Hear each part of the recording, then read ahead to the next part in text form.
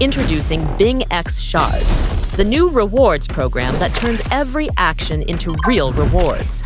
Here's how to start earning and claiming your shards. On the BingX app, go to Spot and tap the Shards icon to enter the Shards homepage.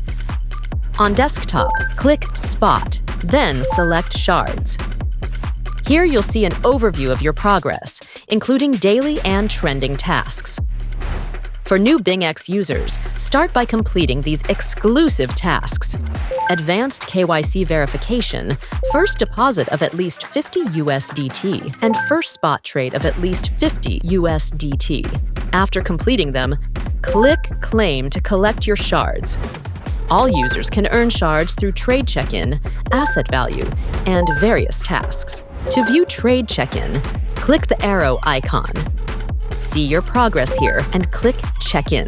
Go to Trade Now to trade at least 1 USDT daily in spot trading to claim shards. To view asset value, click the arrow icon, click Claim to collect your shards, or deposit to add more funds to boost your asset value.